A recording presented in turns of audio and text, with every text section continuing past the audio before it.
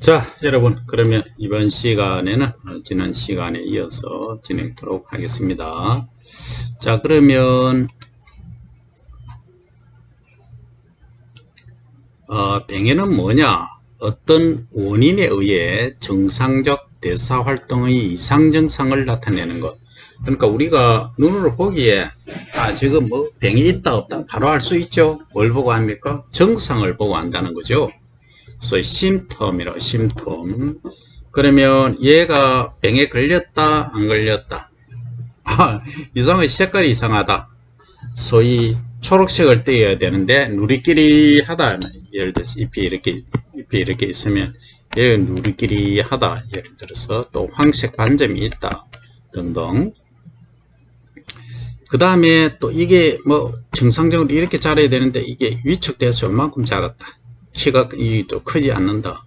또 키다리병 같은 경우 이만큼 또 요만해야 되는데 이만큼 큰다, 뭐 이런 경우들, 다양하게 이상 증상을 나타내는 것, 이것이 뭐다? 병이다 이 말이죠. 병에 의한 거다 이 말이죠. 그 다음 종류는 뭐냐? 여러 가지가 있겠죠. 자, 전염이 되는 병이 있고 전염이 안 되는 병이 있다. 그래서 전염이 되는 경우는 대체적으로 사상, 세균, 바이러스 거의 다 전염이 됩니다.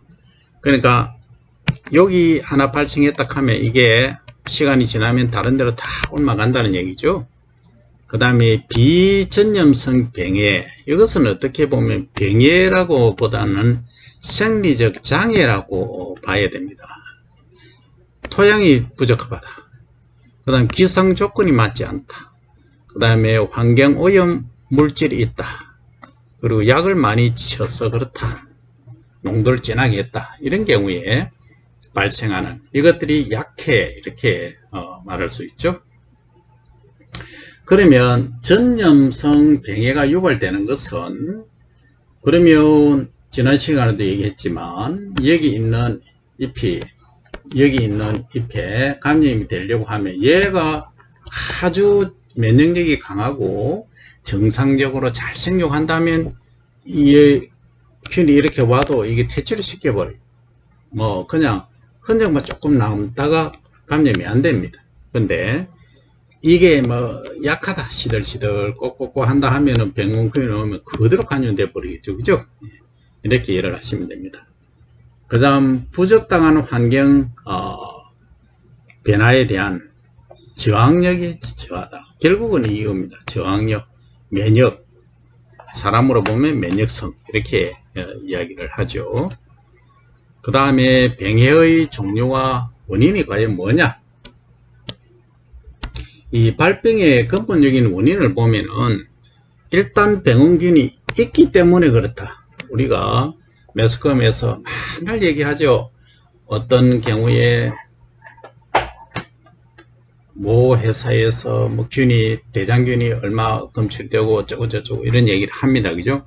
그러니까 병원균이 아예 없으면은 문제가 없는데 병원균이 존재한다는 얘기예요. 항시 존재한다 이 말이죠.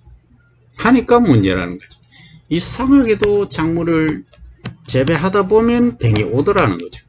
참 희한하죠, 그죠? 그거는 이 인간 세계도 마찬가지입니다. 사람이 살면 언제든지 또 감기 바이러스가 침투를 하고, 그죠? 나는 공부하고 싶은데 놀자 하는 친구 아니죠? 찾아오고, 내 공부하는데 맨날 해방을 놓죠? 아니, 놀기 좋으니까 놀자고 하지만 결국은 인생으로 보면 그거는 중요한 시기에 방해를 하는 거잖아요. 그러니까 해방꾼이잖아요. 그게 병원균하고 똑같다 이 말이죠. 이리 이야기하면 기분 나빠할 학생도 있지만 실제 그렇습니다. 여러분들 중요한 시기에, 내가 공부를 해야 될 시기에 매번 게임이나 하자 뭐 하면은 결국은 뭐예요? 병하고 똑같은 거예요. 병원체. 그렇게 인지를 꼭 하시기 바랍니다. 그러면 작물의 병해에 두세 개 이상의 원인이 겹치면서 발생하는 경우도 있다. 그러면 병원균은 하나인데, 세균이 있는데 얘가 꼭 하나만 있으라는 법이 없어요. 근데 두 개, 세 개, 뭐 여러 가지 병원균들이 폭발적으로 이렇게 와버린다면은 상당히 좀 위험한 상황이 벌어지죠. 특히 이제 도열병균, 벼에서 도열 병균은 요렇게 다이아몬드 모양, 다이아몬드 아닌가?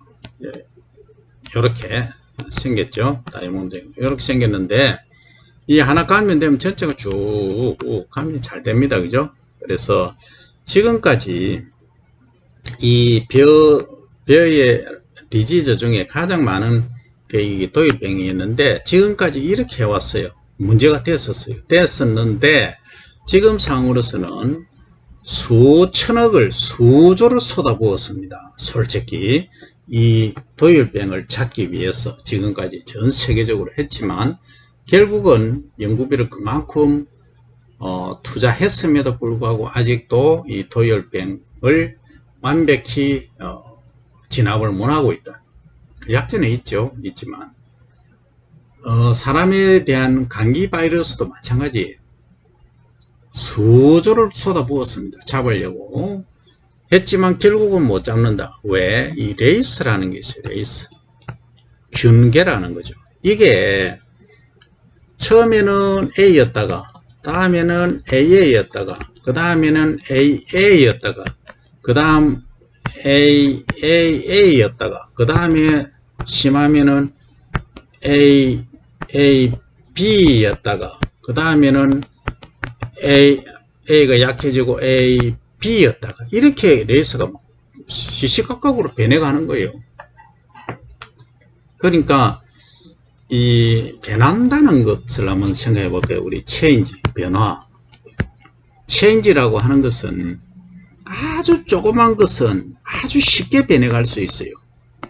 우리 생각도 오늘은 냉면 먹을라 하다가 짜장면 먹자. 친구가 옆에 지나가다가 짜장면집이 있으면 냉면 먹으러 갔는데 이 짜장 냄새 때문에 먹는다는 거죠. 아주 쉽게 변하죠. 나는 붉은색을 올 연필로 쓸까 했는데 청색이 보이니까 청색으로 쓰자. 이건 아주 마이너한 거, 아주 간단한 거는 쉽게 변한다. 그런데 내가 살아가는 방향, 나는 공무원, 농업직 공무원이 되겠다 하면 이 큰 틀에서 내가 지금까지 해왔던 거 이걸 모아서 공무원이 되겠다 했는데 어느 날 공무원 보니 봉급도 적고 뭐랄까 제한이 너무 많더라, 자유롭지 못하더라, 바꾸자. 이게 하루아침에 바꿀 수 있나요? 못 바꾼다는 거죠. 그래서 이러한 큰 그림, 국가의 대처도 마찬가지입니다. 지역 균형 발전 예를 들어서 하자 했는데 내일 하지 말자 안 되죠. 그죠? 그래서 큰 그림은 쉽게 변하지 않고 작은 그림은 언제든지 변한다. 균체도 마찬가지예요. 이 레이스라는 것 자체는 아주 마이너한 거, 단세포, 세포 몇 개 모인 거, 이런 것들은 언제든지 다른 형태로, 이런 형태로, 세모로 변할 수 있다는 거죠. 그렇게 여러분들이 이해를 하시면 도움이 많이 될 겁니다. 자, 그러면 병을 유인하는 것, 발병 환경이 과연 뭐냐? 누가 유인을 하느냐? 병아 온나 하고 손짓하니까 오나요? 그게 아니죠. 그죠? 그래서 이 식물에서는 요겁니다. 요거. 장시간, 오랜 기간 동안 비가 온다. 그 다음에 햇빛이 부족하다. 온도가 낮다. 뭐 지나치게 높을 경우도 마찬가지입니다. 그 다음 수량을 높이기 위해서 질소를 과하게 시비한다. 그 다음 수량을 많이 내고 빽빽하게 밀식을 하는 경우, 그리고 너무 늦게 심을 경우, 만식, 너무 늦게 심으니까 어때요? 늦게 심으니까 빨리 자라서 열매를 맺어야 되니까 지도 힘듭니다. 그죠? 우리 사람도 마찬가지잖아요. 대학교, 중학교, 초등학교, 중학교, 고등학교, 대학 1학년 때부터 열심히 공무원이 되겠다, 회사원이 되겠다, 공기업에 가겠다라고 해서 해왔으면 3, 4학년 되면 취업돼 버립니다. 근데 꼭 3학년 2학기 4학년 돼서 나 공무원 해볼까, 나는 공기업체 해볼까 한다고 밤샘 해가면서 공부를 하면 어떻게 합니까? 병 걸리죠. 병 걸리고 몸축 나고 사람 막 이상해집니다. 힘들어진다는 거죠. 그래서 뭐든지 처음부터 준비를 차곡차곡 해 나가는 인생의 지혜를 어디서 배울 수 있느냐? 이 식물에서 배울 수 있다는 거죠. 그래서 늦게 뭐든지 하려고 하지 마라. 적정한 시기가 있다. 시오 부지래라는 옛날 고사의 성어가 있습니다. 모든 것은 때가 있다는 얘기죠. 영어 시간에 수학책 내놓고 수학 시간에 영어 책 내놓고 하지 말고 꼭 시험이 내일인데 오늘 저녁에 밤샘 해가지고 시험 공부한다 하지 마라 이 얘기예요. 그 다음에 또 이런 경우 있어요. 소인이라고, 요 유인이고 요거는 소인입니다. 이거는 무슨 말이냐 하면 이 병에 잘 걸리는 그런 품종의 특징이랄까 그런 겁니다. 예를 들면 이런 거예요. 도열병에 걸리기 쉬운 성질, 이 품종이 소위 야들야들한 잎이 야들야들하다 부드럽다. 근데 잎이 뭉툭하고 또 뭐라 그럴까 딱딱하다 하는 어느 게 잘 걸릴 것 같아요. 이게 야들야들하니 부드러운 것은 충도 좋아하고 균도 좋아합니다. 근데 거친 거 규산이 뭐 있다든지 잎이 딱딱하다든지 하면은 이 병도 균도 충도 싫어해요. 그래서 우리가 이제 이런 경우입니다.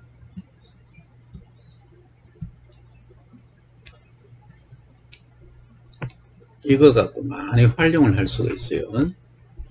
어떤 경우냐 하면 내가 이제 이 포장이 있다 하면 여기 채소를 아주 비싼 걸 심어놨어요. 어떤 A라는 작물을 예컨대 상추라고 가정합시다. 상추를 심으면 아주 부드럽잖아요. 대체적으로 부드럽잖아요.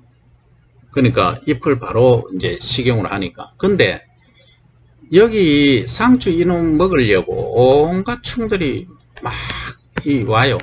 근데 요걸 상추를 약간 딱딱하게 비료를 질소를 많이 주면은 이런 부드러운 상추가 되고 질소를 적게 주면 이런 딱딱한 상추가 된다 이거죠.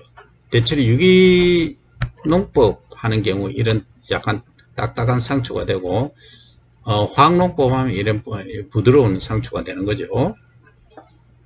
그러면 충하고 균들은 얘한테 다 달라붙는 거죠. 이거 먹으려고 부드러우니까 이렇게 오는 거죠. 근데 이런 경우가 있어요. 요거는 내가 상품성으로 부드럽게 키워야만 할 이유가 있다. 그죠? 그런 경우에는 이 옆에다가 뭘 심느냐 하면 상추를 심어요. 엄청 부드럽게 심어. 엄청 부드럽게 심는다. 그러면 비료를 많이 한다는 얘기죠. 그러면 이게 막 야들야들 부들부들 하는 거예요. 그러면 어때요? 요 주변에만 심어 놓는 거, 뭐라 그러나 사이드에 외곽 쪽에 심어 놓으면 충하고 균들이 일로 다 모입니다. 그 상품성으로 하는 거 아니에요. 많이 심을 이유도 없고 하면 균하고 충들이 이거 다 모여. 이거는 그냥 버리는 거예요. 버리고 여기 있는 충균들을 뭐 하느냐 잡아서 사료로 쓴다. 무슨 사료? 반려동물 사료로 쓰고 다양한 닭 사료도 쓸 수 있는 거죠. 이렇게 활용할 수 있다는 거죠. 자, 요걸 더 이제 활용을 한다면 이런 경우입니다. 자, 이렇게 이제 이 두둑이 일항이 이렇게 형성되어 있다. 그러면 여기다가 내가 아주 값비싼 화초를 심는다. 여기도 화초를 심었는데 이게 병균이 달라들면 큰일 나는 거예요. 근데 농약을 치면 안 돼요. 왜? 꽃은 이게 이제 병원에 예를 들어서 납품한다면 그 농약 친 거 병원에 납품하면 되겠습니까? 안 되겠죠. 그러니까 환자들이 이 꽃을 보고 향을 맡으면 정말 향 좋네, 색깔이 아름답네로 나와야 되는데 농약 냄새 나네 뭐 어쩌고 하면 큰일 나죠. 그래서 이런 경우에는 어떻게 하냐면 여기다가 병원균이나 충이 좋아할 만한 거 주변에 이렇게 한 서너 줄 간격으로 조금씩 심어 놓는 거죠. 가해도 마찬가지. 그러면 이 화초에는 안 갑니다. 안 가고 가도 조금 갈까 말까 하겠죠. 엉뚱한 놈들 있죠. 그 전부 여기 다 있다는 거예요. 여기 그럼 이건 뭐합니까?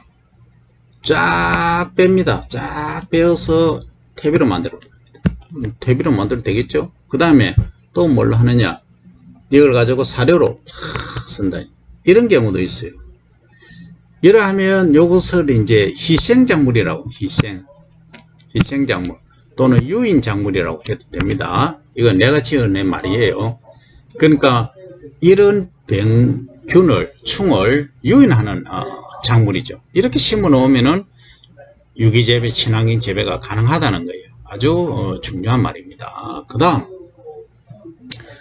콩을 이렇게 재배한다, 뭐 토마토를 재배한다 예를 들어서 하면 위에다가 이제 드론을 띄우는 거죠.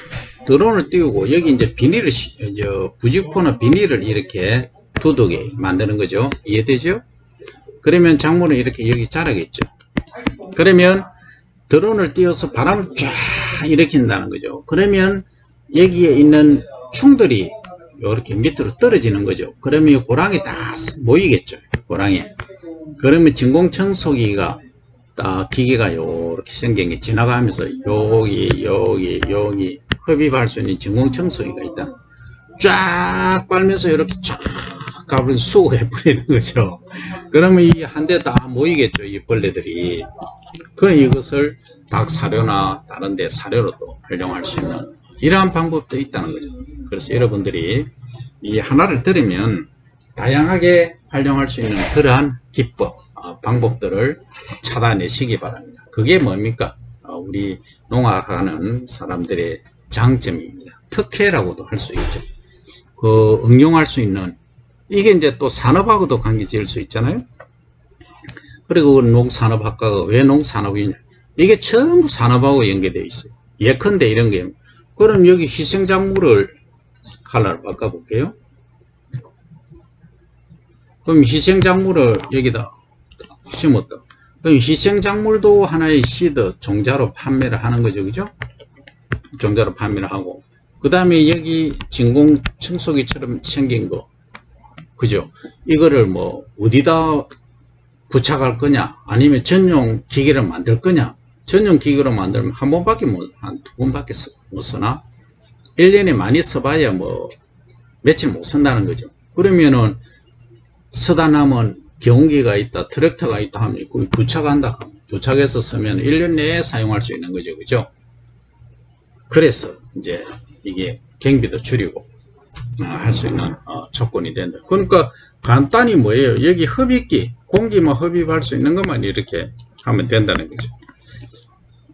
또 하나 이제 좀 더 가면은, 이왕 이제 그 산업하고, 이야기를 하니까, 우리가 이제 경운을 하잖아요. 이 전기가 이렇게 생겼죠. 이런 전기로 흙을 막 이렇게 뒤집어 엎잖아요. 다시 그려볼게요. 내가 제일 못하는 게 음악하고 이 미술인데 그림을 많이 그려야 된다, 그죠? 자, 무슨 얘기냐 하면 이 토양이 쫙 있다, 그죠? 그러면 전기를 갖고 전기가 이렇게 들어가겠죠? 그럼 흙을 이렇게 막 뒤집었겠죠. 그러면 흙이 이렇게 올라오겠죠. 여기도 이렇게 올라오고. 그 다음에 로타리를 갖고 막 믹스를 해버리죠.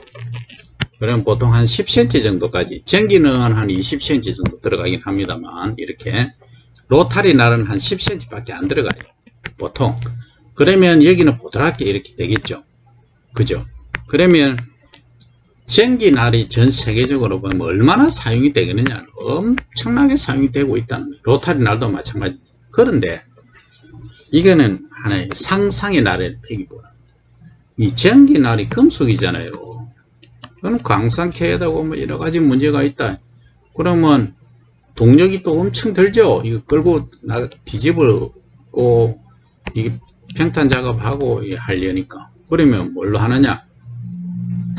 바람 있잖아요. 바람, 에어 프레셔, 공기를 아주 강하게 빵 쏘면은 쫙 이렇게, 예를 들어서 이런 경우입니다. 쫙 이렇게 토양이 있으면 여기다가 폭이 한 뭐 3cm나씩 쫙 해서 공기를 밑으로 주입시켜 버려요.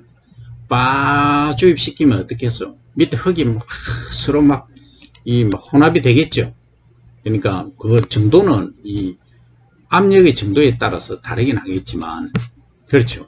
그러면 어떻게 되겠습니까? 이게 안에 있는 양분이나 이런 것들이 막 믹스가 되겠죠. 그래서 굳이 우리가 막 뒤집고 이래 안 해도 된다. 근데 문제는 이 에어를 공급할 수 있는 에어 컴프레서, 이거는 거는 뭐 동력인데 이거는 어디서 오느냐, 그죠? 이것도 경제성하고 같이 한번 평가를 해야 된다는 거죠. 이런 것들이 우리가 신산업 앞으로 미래의 비전이다, 저는 이렇게 봅니다. 그죠? 그래서 이번 시간에는 여기까지 하고 또 다음 시간에 만나도록 할게요.